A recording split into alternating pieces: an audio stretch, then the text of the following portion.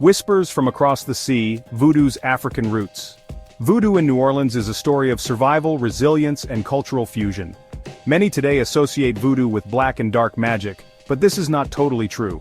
Like any other religion, there are good and evil sides, God and the devil, those who practice both. Voodoo traveled across the ocean with captive Africans, enduring the harrowing journey of the transatlantic slave trade. They were taken from their homes, torn from their families, and brought to a new, unfamiliar land in the United States, and forced into slave labor to work in the plantation fields of the South. These Africans carried their traditions, beliefs, and cultural practices with them, despite the oppressive conditions. Voodoo was a way to connect with their ancestors and spirits, a spiritual lifeline in a time of great suffering. It was a source of strength, hope, and a means to preserve their identity. West Africa was the birthplace of voodoo, a land rich in spiritual traditions. It had many different names and forms varying from tribe to tribe, but the core beliefs were similar, focusing on the connection between the physical and spiritual worlds. Voodoo recognized a supreme creator and many spirits, each with distinct roles and influences. These spirits influenced the world, guiding and protecting their followers. They could help or harm, and voodoo rituals varied widely to appease them. These rituals often involved drumming, singing, and dancing, creating a powerful communal experience. Offerings were made to the spirits ranging from food to symbolic objects. Priests and priestesses led the ceremonies, acting as spiritual guides. They acted as intermediaries between the human and spirit worlds, ensuring harmony and balance. The transatlantic slave trade brought voodoo to the New World, where it adapted and evolved. Africans from different tribes found themselves together, sharing and blending their diverse traditions. They blended their beliefs and practices, creating a rich tapestry of spiritual traditions. This cultural fusion created the unique form of voodoo found in New Orleans today, a testament to the enduring spirit of its people. A meeting of spirits, voodoo and Catholicism in New Orleans. New Orleans became a melting pot of cultures. French and Spanish colonists brought Catholicism. Enslaved Africans were forbidden to practice their own religions. They had to find a way to preserve their faith. Voodoo and Catholicism began to intertwine. Africans saw similarities between the spirits they honored and Catholic saints. They associated Ogun, the god of iron, with St. Peter. They linked Yemaya, the goddess of the sea, with the Virgin Mary. This fusion allowed enslaved Africans to practice voodoo discreetly. They could honor their spirits under the guise of Catholic saints. This blending of traditions gave rise to Louisiana voodoo. It became a unique and vibrant expression of faith and resilience. Queen of New Orleans voodoo, the enduring legacy of Marie Laveau.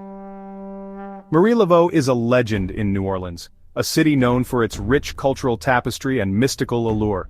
She was a voodoo priestess in the 19th century, a time when New Orleans was a melting pot of cultures and traditions.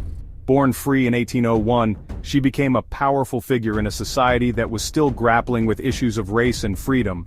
People from all walks of life sought her help, from the enslaved to the wealthy, all drawn by her reputation for wisdom and power.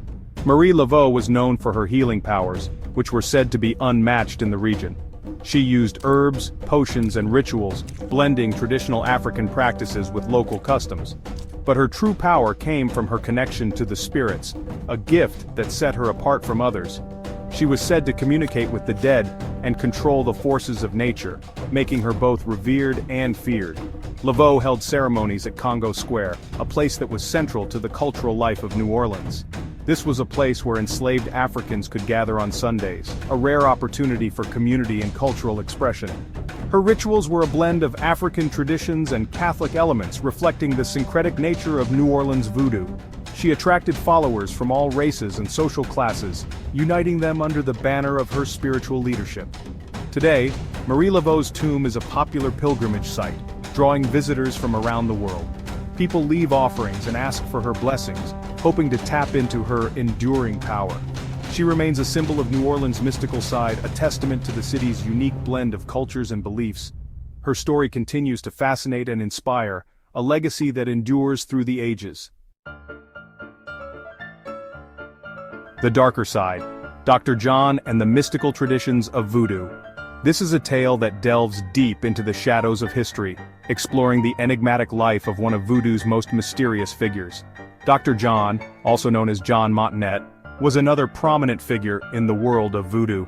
His influence was felt far and wide, and his name still echoes through the annals of mystical traditions. He was a voodoo practitioner in the late 19th century, a time when the lines between the spiritual and the physical were often blurred. Unlike Marie Laveau, who embraced both Catholicism and voodoo, Dr. John focused on the darker aspects of the tradition. His practices were steeped in mystery and often invoked fear. Dr. John was known for his extensive knowledge of herbs and potions. He could concoct remedies for various ailments, and his potions were said to have both healing and harmful properties. He claimed to have the power to heal and to harm, a duality that made him both revered and feared in equal measure. He was a master of charms and spells, crafting intricate rituals that could alter the course of one's fate. People sought his help for love, money, and revenge. His clientele ranged from the desperate to the vengeful, all seeking his potent magic. His rituals were shrouded in secrecy, often conducted under the cover of night, away from prying eyes. They often took place in cemeteries or swamps, locations that added to the eerie and mystical atmosphere of his practices. He used animal sacrifices and human bones in his practices, elements that were believed to enhance the power of his rituals. His reputation as a powerful and dangerous figure grew, and stories of his abilities spread far and wide. Dr. John's life and death remain a mystery. Some say he faked his own death to escape his enemies, while others believe he died performing a dangerous ritual. Some say he faked his own death to escape his enemies, vanishing into the shadows to avoid retribution. Others believe he died performing a dangerous ritual, a fitting end for a man who lived on the edge of the mystical and the mortal. His story adds to the intrigue and mystique surrounding New Orleans voodoo, a tradition rich with history, mystery, and magic. Section 5, Living Traditions, Voodoo Practices in Contemporary New Orleans. Voodoo is still alive in New Orleans. It has evolved over time, adapting to modern life. It's a blend of old and new, traditional and contemporary. Voodoo practitioners today may not hold large public ceremonies. They continue to offer consultations and spiritual guidance. They use their knowledge of herbs, divination, and rituals to help those in need. Gree-gree bags are still popular. These are small pouches filled with herbs, roots, and other objects. They are believed to bring luck, protection, or other desired outcomes. Voodoo shops can be found in the French Quarter and other parts of the city. They sell candles, incense, statues, and other items used in voodoo practices.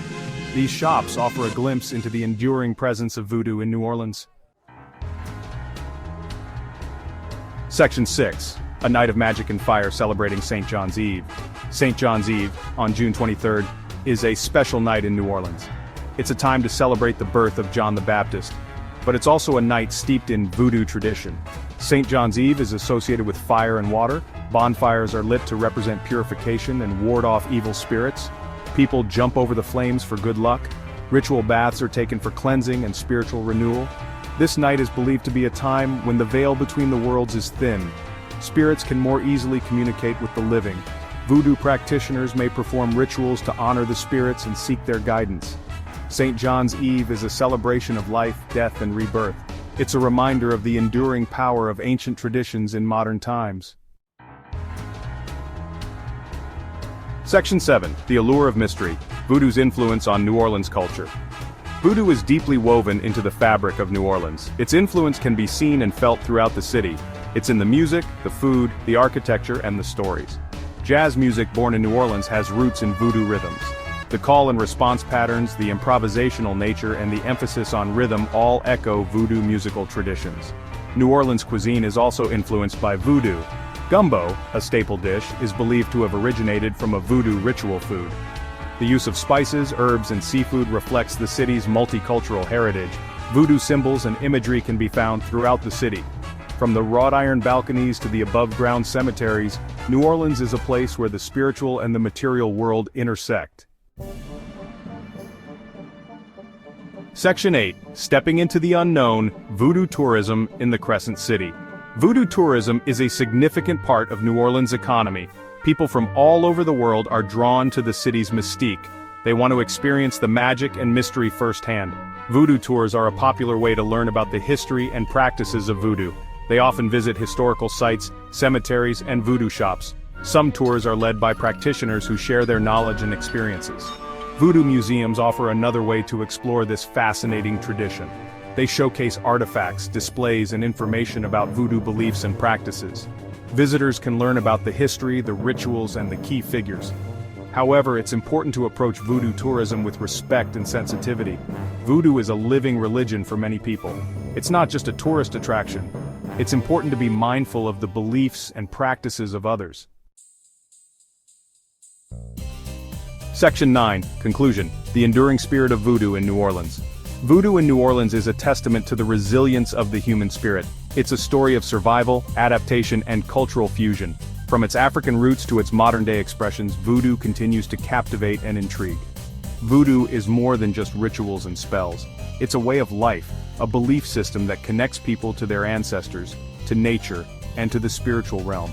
It's a reminder that there is more to the world than meets the eye. As New Orleans continues to evolve, so too will voodoo.